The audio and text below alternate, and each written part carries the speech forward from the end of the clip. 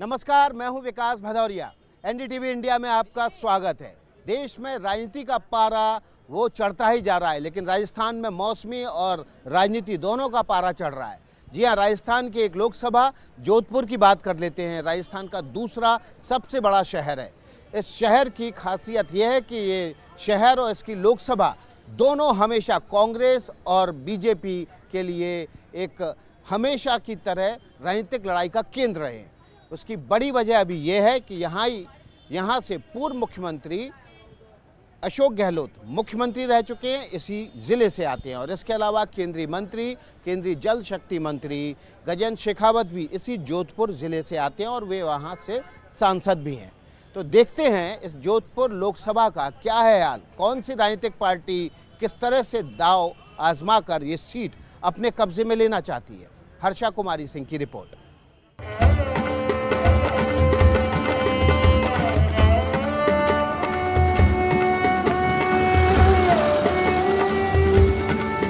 जोधपुर रेगिस्तान के किनारों से सटा ये लोकसभा क्षेत्र अब एक रोमांचक मुकाबला का मंच बन चुका है।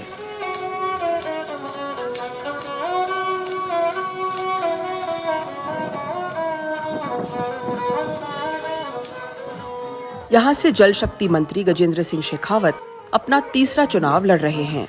पिछली बार उन्होंने अशोक गहलोत के बेटे वैभव गहलोत को 2 लाख से अधिक मतों से हराया था।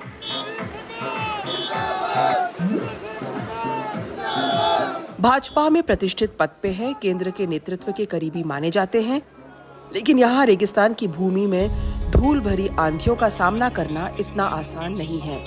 ये नजरिया और नजारों को ओझल कर सकती हैं।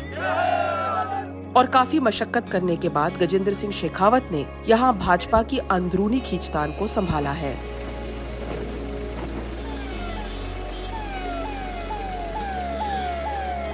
चुनावी प्रचार में गजेंद्र सिंह बार बार एक मुद्दे का जिक्र करते हैं और वो है पानी का मुद्दा, जो रेगिस्तान में बसे इन गांवों और ढाणियों की एक अहम मांग है। अगला 1-1.5 साल में सारा प्रोजेक्ट पूरा हो जाए, एक भी घर बिना पानी रह नहीं रहे, सब घर में पानी पहुंचे। 27,000 करोड़ पहले दियोड़ा और 13,000 करोड़ में अबार और बजट में दिया।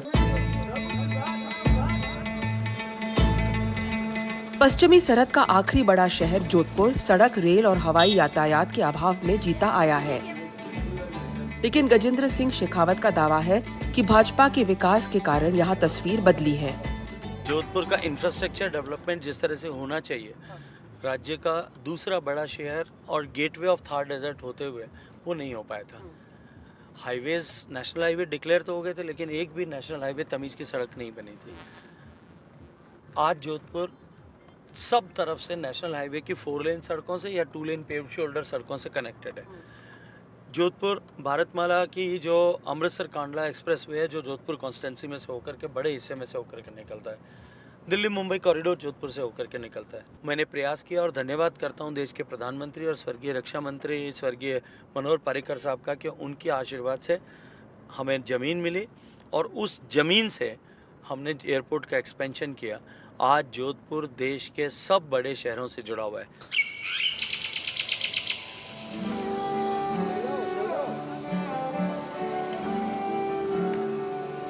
जोधपुर को सूर्य नगरी भी कहते हैं। यहाँ के घर नीले रंग में सूर्य की पहली किरणों से जाग उठते हैं। यहाँ लाखों पर्यटक हर साल आते हैं।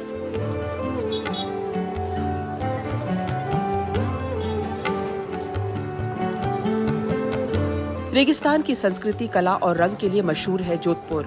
यहाँ पर्यटन और हस्तकला से जुड़े उद्योग ही लोगों की आजीविका का साधन है। लेकिन उद्योगपति कहते हैं अगर कौशल विकास हो तो यहाँ से निर्यात को बढ़ावा मिलेगा। लेबर को स्किल प्रोग्राम जैसे बीच में हमारे ईपीसीएच के द्वारा किए गए थे, लेबर को स्किल करने के लिए, तो ऐसे प्रोग्राम और सरकार अपनी तरफ से करती जाए कि भाई लेबर स्किल के लिए हमने ये प्रोग्राम किया है, उनके ट्रेनिंग के लिए, और ये सब करे तो उससे लेबर का रुझान बनेगा इसकी तरफ आने के लिए। अशोक गहलोत यहाँ से 3 बार मुख्यमंत्री चुन के गए हैं और लोगों का कहना है कि यहाँ समाज कल्याण की योजनाओं का तो लाभ मिला, लेकिन विकास के अवसर अब भी कम हैं।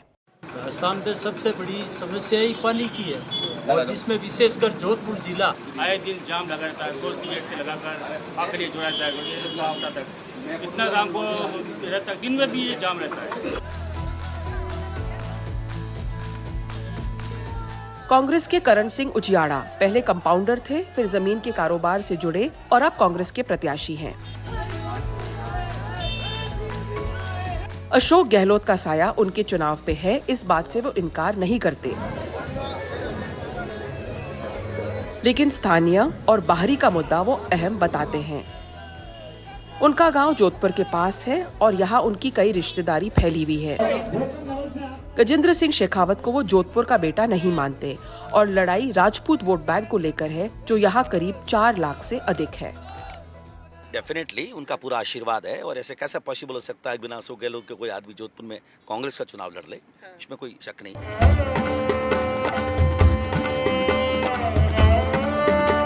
जोधपुर अपने मिर्ची वड़ा और कचौड़ी के लिए प्रसिद्ध है, लेकिन यहाँ पर राजनीति का स्वाद भी कुछ तीखा ही है। एक तरफ है गजेंद्र सिंह शेखावत, तो उनके सामने करण सिंह उजियाड़ा है उम्मीदवार।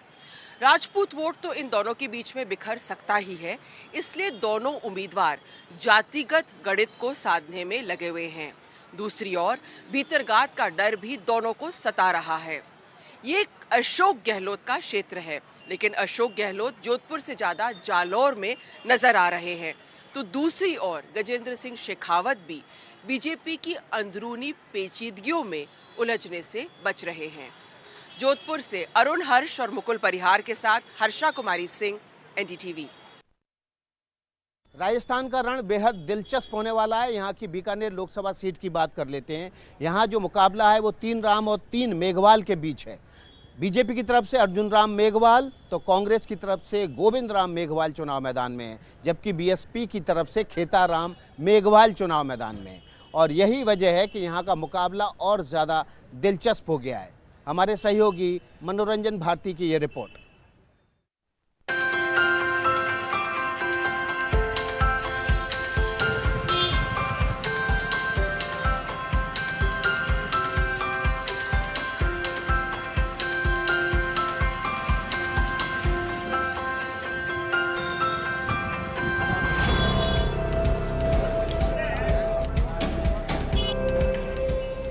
बीकानेर जाना जाता है बीकानेरी भुजिया और नमकीन के लिए।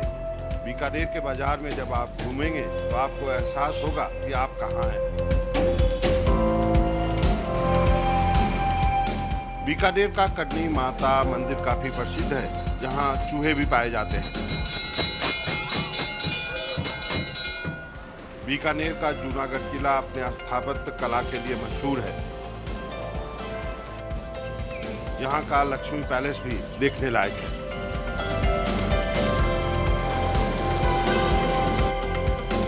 यहाँ बाजार में हल्दीराम भुजिया की सबसे पहली छोटी सी दुकान भी हमें दिख गई।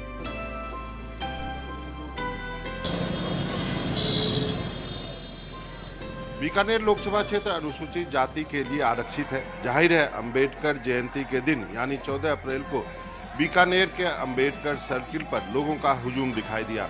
हजारों के तादाद में लोग यहां पहुंचे।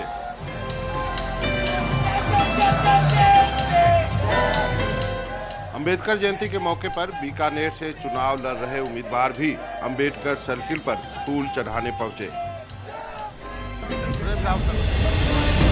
केंद्रीय कानून मंत्री अर्जुन मेघवाल अपनी सभा में दिल्ली में अंबेडकर जी की एक मूर्ति लगवाने और इस दिशा में किए गए कामों का उल्लेख जनता से करना नहीं भूलते।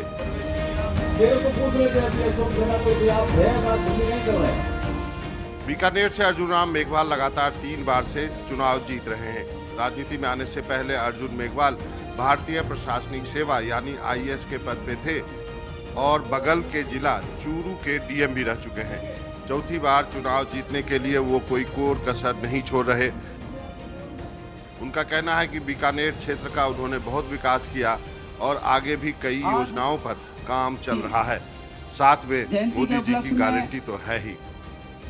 जैसे जैसे चुनाव आपको आगे बढ़ रहा है, सारी की सारी सीटें 25 की 25 सीटें इस बार भारतीय जनता पार्टी बड़े अंतर से भी जीतेगी। ये और है, साथ में अंतर और है, बड़ा अंतर रहेगा। एक तो हमें मिला है यहाँ पे पोटास, तो पोटास पे हमारे यहाँ फर्टिलाइजर हब बन सकता है, ऐसी संभावना है। उस दिशा में हम तेजी से बढ़ेंगे। दूसरा, हमारे यहाँ सेरेमिक हब बनने की बहुत संभावना है। अर्जुन मेघवाल के मुकाबले हैं कांग्रेस से गोविंद राम मेघवाल, जो 15 साल पहले बीएसपी के उम्मीदवार के तौर पर 2009 में अर्जुन मेघवाल के खिलाफ चुनाव लड़कर हार चुके हैं। 2013 में गोविंद राम कांग्रेस में शामिल हुए, विधानसभा का चुनाव लड़े और हार गए। फिर 2018 में फिर विधानसभा का चुनाव लड़े, लेकिन इस बार जीते और मंत्री बने। पिछले साल यानी 2023 में फिर विधानसभा का चुनाव लड़े और हार गए, मगर 4 महीने बाद रोड शो के जरिए अपनी ताकत का एहसास करा रहे हैं। गोविंद राम मेघवाल का रोड शो बीकानेर की सड़कों पर जुलूस की तरह निकला है। गोविंद राम मेघवाल भीड़ देखकर फूले नहीं समा रहे। बीकानेर में जनता एक तरफ है, अर्जुन राम एक तरफ है। पूरी जनता अर्जुन राम के खिलाफ हो चुकी है। कम से कम 3 लाख से ऊपर चुनाव हारेगा। बीकानेर का इसका घमंड था, आज इस रैली ने तय कर दिया कि बीकानेर में भी सफाया है। इस बार बीकानेर में कांग्रेस एकजुट दिखाई दे रही है। यहाँ रोड शो में राजस्थान कांग्रेस के वरिष्ठ नेता बीडी कल्ला भी गोविंद राम मेघवाल के साथ दिखाई दिए। इस बार 25 के 25 पर कांग्रेस टक्कर दे रही है और इस बार उनका जीतना मुश्किल है, क्योंकि इन्होंने जो वायदे किए थे 2 करोड़ लोगों को प्रतिवर्ष रोजगार देंगे, 15 लाख हर एक के खाते में आएंगे, किसान की इनकम दुगनी करेंगे, सब खोखले साबित हुए। बीकानेर में लोकसभा की 8 सीटें आती हैं, जिनमें 7 बीकानेर जिले से हैं और 1 बगल के अनूपगढ़ जिले से। बीकानेर लोकसभा की 8 सीटों में से 6 पर बीजेपी का और 2 पर कांग्रेस का कब्जा है। बीकानेर से 5 बार निर्दलीय के रूप में महाराजा करनी सिंह चुनाव जीते। बलराम जाखड़ भी यहाँ से सांसद रहे। 2004 में फिल्म अभिनेता धर्मेंद्र जीते और 2009 से अर्जुन मेघवाल लगातार 3 बार जीत चुके हैं। बीकानेर में करीब 20.5 लाख मतदाता हैं, जिसमें अनुसूचित जाति के करीब 5.5 लाख हैं और मुस्लिम मतदाता करीब 2.5 लाख हैं। मुद्दों की बात करें तो तमाम शहरी समस्याओं जैसे गंदगी, सीवर और ट्रैफिक तो है ही, मगर यहाँ रेलवे का फाटक ना होना भी एक गंभीर मुद्दा बना हुआ है। चाय कचौरी के दुकान पे लोग बीकानेर के मुद्दों पर बहस करते हुए आपको मिल जाएंगे। बीकानेर में बीजेपी के अर्जुन राम मेघवाल, कांग्रेस के गोविंद राम मेघवाल के अलावा बीएसपी के खेताराम मेघवाल भी चुनाव मैदान में हैं। यानी बीकानेर में 3 राम और 3 मेघवाल के बीच में टक्कर है। बीकानेर की एक सबसे बड़ी खासियत यह है, यहाँ कभी भी हिंदू मुस्लिम विवाद नहीं हुआ, ना ही कभी दंगे हुए।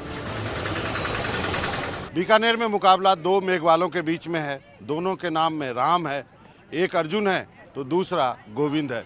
जी हाँ, बीजेपी से केंद्रीय मंत्री अर्जुन राम मेघवाल चुनाव मैदान में है तो कांग्रेस ने गोविंद राम मेघवाल को चुनाव में उतारा है। अर्जुन मेघवाल लगातार बीकानेर की सीट जीतते आए हैं, तो वहीं गोविंद राम इस हारी हुई बाजी को जीतने में जुटे हुए हैं। बीकानेर से कैमरामैन अशोक महाले के साथ मनोरंजन भारती, एनडीटीवी इंडिया के लिए। अभी वक्त है छोटे से ब्रेक का। ब्रेक के आगे आपको दिखाएंगे क्यों नेताजी वोट की खातिर नाचने पर हैं मजबूर।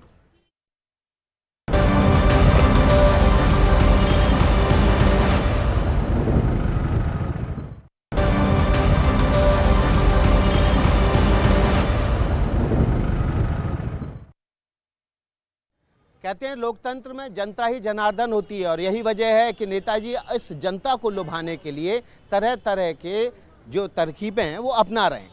कुछ रोड शो में नए नए तरीकों से जनता को लुभाने की कोशिश कर रहे हैं, तो कुछ लोग नाच के जनता के बीच अपने संदेश दे रहे हैं।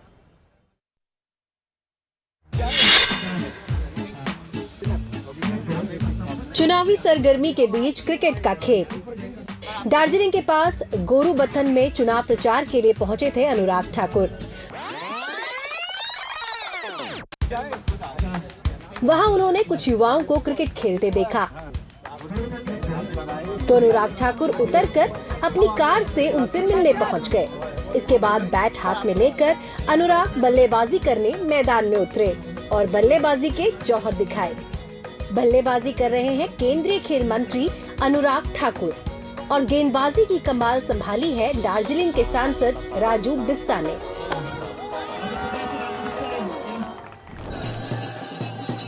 वोट के लिए क्या क्या नहीं करना पड़ता, जनता का दिल जीतना है तो हर पैंतरा अपना रहे हैं नेता।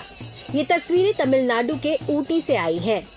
केंद्रीय मंत्री और नीलगिरी से बीजेपी के उम्मीदवार एल मुरुगन का ये डांसिंग अवतार देखिए।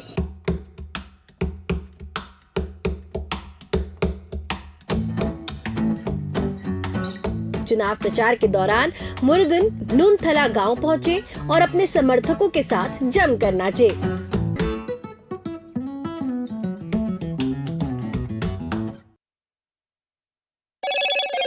हेलो मोटो।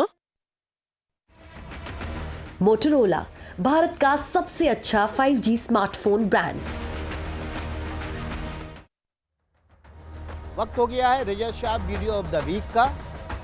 ये तस्वीर आई है वाराणसी से। वाराणसी के सतीश कुमार ने 41 फीट लंबी मधुबनी पेंटिंग बनाई है। इस पेंटिंग में देवी देवताओं के अलावा बनारस के घाटों को दिखाया गया है।